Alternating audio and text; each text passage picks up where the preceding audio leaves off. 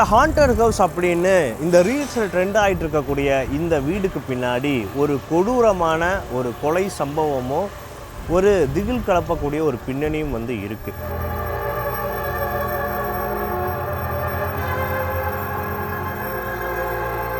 யோசிச்சு பாருங்க, 2000 காலகட்டத்திலே இவ்வளோ பெரிய ஒரு வில்லா வந்து ஒருத்தர் வந்து கட்டியிருக்காரு அப்படின்னா அவர் எந்த அளவுக்கு பவர் அண்ட் மணியில் வந்து ஒரு பெரியான ஒரு ஆளாக உயர்ந்த ஒரு ஆளாக இருந்திருப்பார் அப்படின்றத.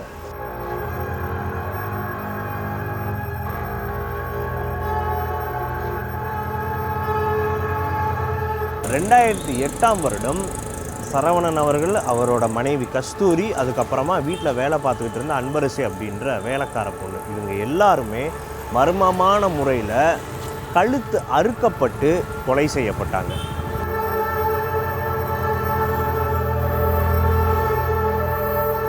இவங்களோட கொலையோட பின்னணி யார் அப்படின்ட்டு ரொம்ப வருஷமாக அந்த கேஸ் நடந்துகிட்டே வந்து இருந்தது.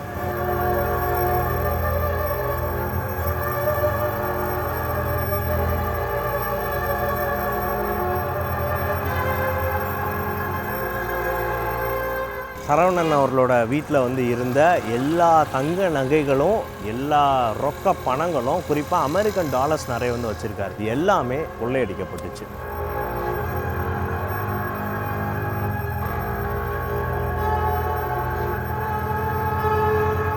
இந்த வீடு முழுக்கவே சிபிஐயோட கண்ட்ரோலில் தான் இப்போ வரைக்கும் இருக்குது.